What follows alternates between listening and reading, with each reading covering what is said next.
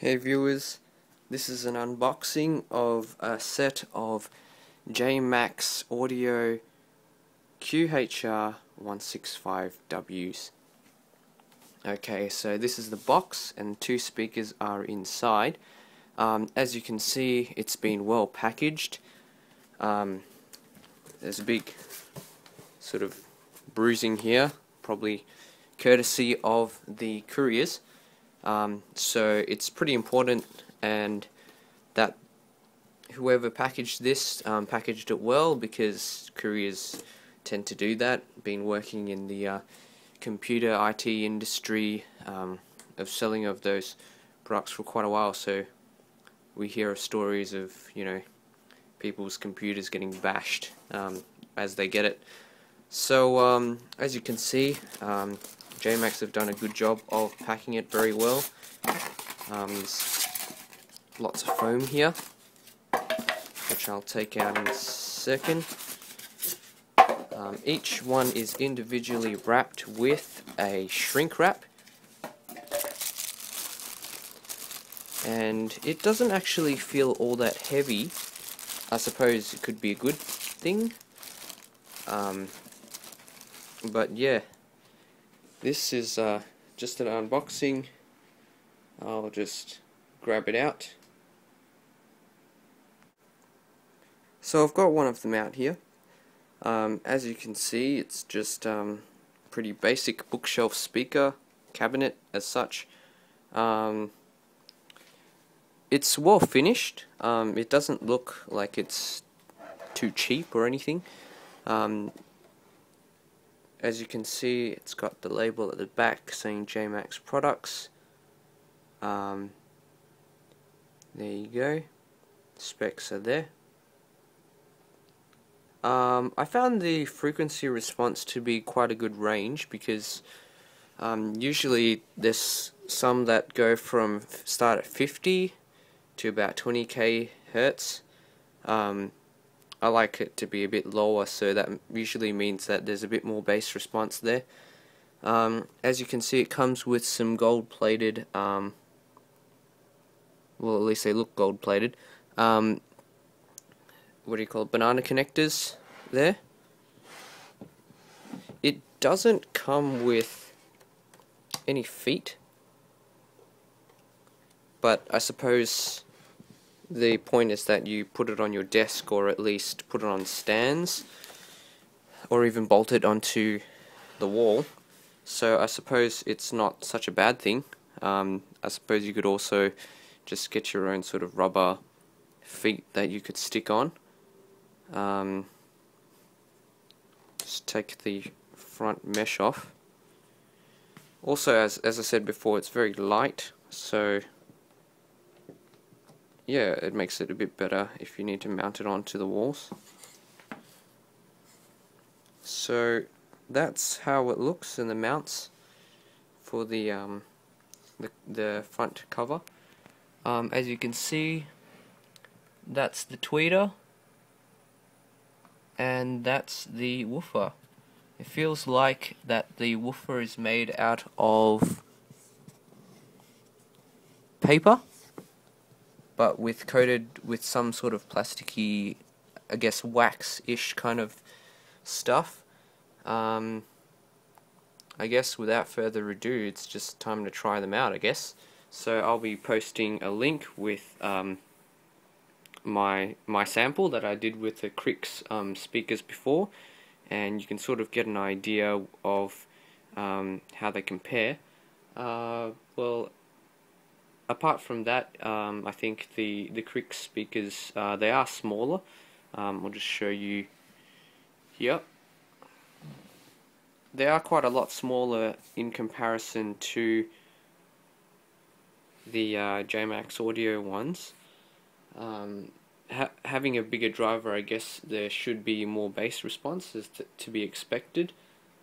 Apart from that, I guess being a bit bigger but still quite light, it might be a little bit more difficult, I suppose, to fit where you want it. I mean, for me especially, that gap isn't really all too big, but it should be okay. Um, Apart from that, without further ado, I'll just run the sample. We'll be keeping all the equipment the same. The recording equipment, I'll be using the same iPhone because I don't really have a better microphone as such at the moment. I did try to use my PC ones, which has a bigger microphone, but the recording is a bit muffled and something to do with the recording hardware, I guess. But without further ado, I'll post a link with the sample, and you guys can figure out for yourselves whether it's worth getting. As I'll mention on the YouTube information, I actually got these for $99. The retail price is around $399.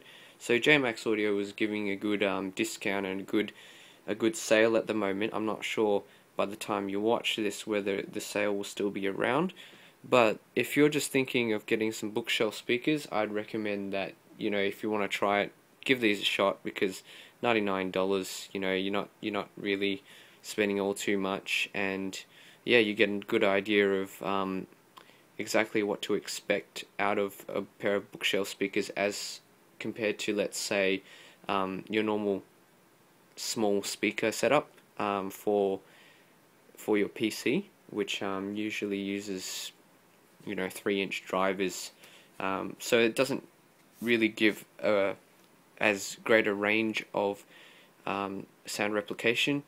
I've been sort of converted into using bookshelf speakers because I listen to music much more than playing games or watching movies, so if you enjoy music, then bookshelf speakers are the way to go, as opposed to having one of those cheap sort of 5.1 systems from Logitech, for example. But yeah, please do listen in and tune in for the sample. Thanks. See ya. Hello viewers, it's me again. And as you can see, I've set up the speakers here. As I said before, it is pretty big. This gap where the Krix speakers fit before, you can see that yeah, it's quite a bit bigger, which it's not bad though. I mean, the TV's not exactly blocking the sound coming out, so that's a good thing. I've got the Krix speakers on the floor there, so they're quite a lot smaller, as you can see. I've been listening to these all day, and I found that for the money you're paying for it, it's actually not too different. Krix speakers are sealed, and these are ported. But in terms of just trying to get a comparison of listening, I found these speakers to be a bit more revealing, especially in the mid to high end, because there was a few songs that I played which the Krix didn't really pick up a bit of distortion in the sampling, and a bit of ambient sort of, you know, when the recording volume is put too high, you can hear a bit of static or a bit of noise, but yeah, these picked it up, whereas the Krix didn't. But as I was saying before, you know, I'm not really a rep. I didn't really buy these sort of. I just wanted to try them really for $99. But from what I found, if you're trying to compare them with Krix, I mean, if you've heard Krix before, they sound at least the same, if not maybe a little bit better, because you've got bigger drivers, you've got bigger bass response there. So yeah, I mean, I would highly recommend this. Scoop it up while it lasts at $99. You know, if you've been doing any research on bookshelf speakers, you know that you really don't get much for $99. But this was surprisingly well. The Krix Brix speakers that you're comparing against, what I'm comparing against here, do cost at least 4 times more expensive, the price I paid anyway. So, you know, the Krix Brix speakers are about $480, and these are currently at $99. So, you know, the amount you save, would it be $400 worth better? I wouldn't say so. So, yeah, I think it's really good value. Give it a try, at least. if you don't like it, then at least you know, you can do whatever you want with them. You can sell them, you know, second hand, or you can even try replacing the drivers yourself with higher quality components if you want to dabble in a bit of DIY. That was definitely something that I thought of doing. So yeah, my final verdict is, yeah, they're highly recommended from me because well, the value that you get out of them is a lot as compared to blowing, let's say, $480 on a pair of Krix Brix speakers. So yeah guys, these aren't white van speakers. I know some people will be a bit, you know, cautious because it might be a scam or something, but this is definitely not a scam. This guy's been making these speakers for at least 2 years now, I think he says, and he's sold a few thousand of them. So, you know, but yeah, just don't take my word for it. Do try it out for yourselves, and I'm happy to help you out if you need to know where to get these. Just have a look on my YouTube channel, ask some questions, and I'll get back to you. Thanks for watching.